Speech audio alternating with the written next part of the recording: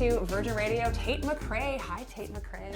Hi, how are you? I'm super excited to have you back on the show. And I have to start off by asking, who are your musical influences, like when you were growing up, and do they still stick with you today when you're producing the music that you do? I mean, it's so hard because I have like such a little memory of what I listened to when I was like super young. I listened to like everything. My mom was a dance teacher, so she was just always had music going on my whole life. Like we were playing classical music. She's German, so we played German music. We play like literally everything. So I didn't really have anyone that I was like super focused on. But I mean, as a dancer, I always watched like Britney and Christina Aguilera and all the dancers. I feel like those were like the ones I was obsessed with. I love that you're obsessed with dance because I'm also obsessed with dance. Can we talk a little bit about your dance training and how that has helped you in your singing career? Because I'm sure you're able to draw upon those things.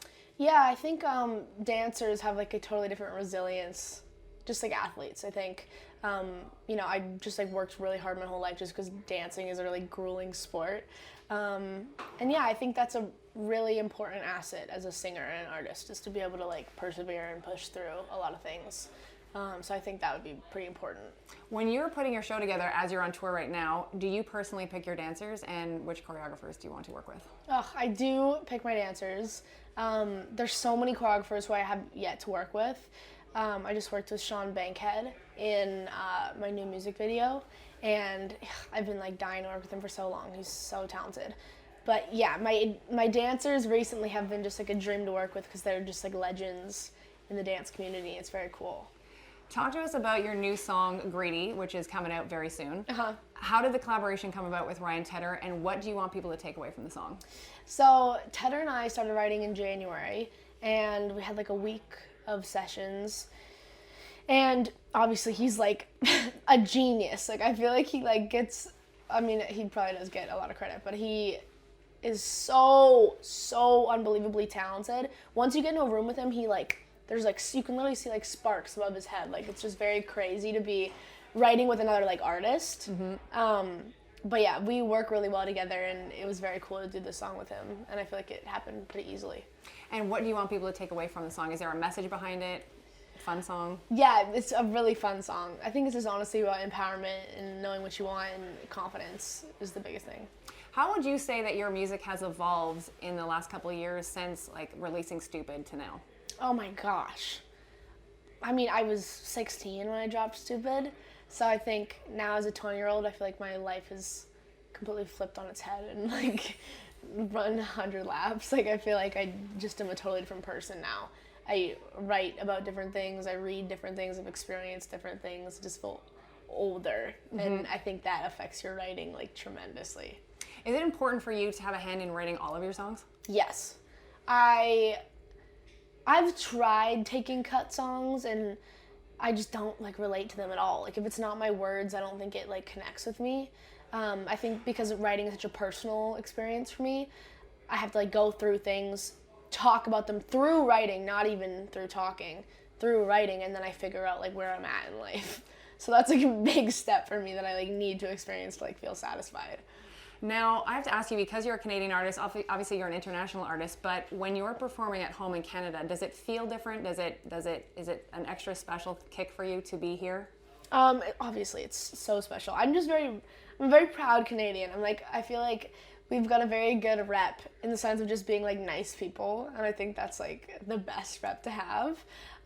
Just be like really respected. But yeah, it does feel like home. I still have yet to play my hometown because I'm so terrified of like performing for my friends from high school. But yeah, Canada is pretty special, and they're awesome. Who is your favorite Canadian artist, and do you want to collaborate with them? I feel like The Weeknd is a big Canadian artist that I love. Same with Drake. I think those would be cool to collab with. I heard you have some admiration for Jessie Reyez also. Oh my gosh, she's incredible.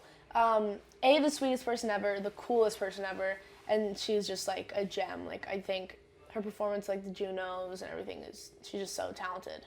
I love her. Talk to us about your friendship with Olivia Rodrigo, because I don't know if everybody knows that you guys are like buds, and you were just in her new video, Bad Idea, right? So talk to us about how you became friends and how you ended up in that video with her. Yeah, she's just one of my closest girlfriends in LA. It's really hard to find good people there because obviously everyone is trying to do the same thing there, which I think makes it like a little like, I don't know, the waters are a little murky, like with like friends, figuring out like who's real, who's not.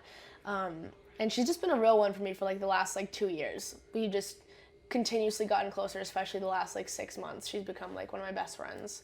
She just texted me and was like, hey, you want to be in this video? And it was like 3 of us close girlfriends. It was really cool. That's amazing. And I'm assuming because you're going through similar things, that's another added element of understanding in your relationship with her and with the others? Of course. I mean, being a creative is just like in this world is just very different. Like a couple of them, Iris and Maddie, who are also in the video, are actors too. And it just feels like it's like a different like language. Like you guys all talk the same. We like watch the same shows. We do the same things. We think the same thoughts. So I think it's just like we relate to each other a lot. I wanted to ask you this about social media because all of you ladies obviously have massive followings on social media. Do you have a good relationship with social media, or do you find it sometimes a burden? Even though I know that you probably are, and not probably are, you are a role model, whether you want to be or not, to your fans. I think it's amazing because you're able to share as much as I'm able to, and I'm able to like directly contact my fans. But it's also like the most terrifying thing ever. I mean, like, there's no chance that any person is perfect in any sense, and I think on social media things just get put under a microscope, and you have no control over what people are going to say. So they could completely make something up, and it's just out of your hands whether what people want to do with that. As a like 20-year-old, it's like there's no way I'm going to go the next like 10 years of my life and not slip up a couple times. And you know, I think everything can just be skewed in ways that you maybe were never intentioned, or I feel like it's just so scary with what people can do. And also the internet's getting worse and worse for like bullying and just being like really malicious. I think it's like less good vibes are being spread more and more, which sucks. What's the best and most challenging part about being on tour? Best part is by far like the energy of the shows. Adrenaline, like the feeling, the high of it is like unbelievable, unlike anything else. The worst part, I mean, it's just like lonely. Like you go away and you miss your friends for like 6 months, like, and then you get like, you're like, oh, like I haven't seen you, and you're, you know, you miss a lot of events with like your buddies, and it just like sucks because you're just like feel like you're like in your own bubble for a little bit. You talked about Los Angeles and also Calgary. Are you mainly in the States now, or are you still home based out of Calgary? I'm mainly in LA now. Okay. I come home for like Christmas and Stampede. You should perform with Stampede. I want to. One year next year? I would love to. That'd be sick. Just a couple of fast fact questions for you. So first of all, who's the coolest person apart from family and friends in your phone that you can call or text? Oh, coolest person in my phone? I don't know. I feel like I have some cool people. I don't know, like Billie Eilish, I think is cool. There we go. That's pretty good. Yeah. Is there a household chore you actually like to do? A what tour? A household chore. Oh, like, is there chore. Yeah. No. I don't think anyone enjoys chores. Okay. I'm also just like really bad at them. Like my apartment I need help. Like my mom really helps me through it. But sometimes I enjoy like cleaning surfaces. I think that's satisfying. Okay, very good. Is there an artist or producer that you would love to switch places with for one day, just to see how their life goes?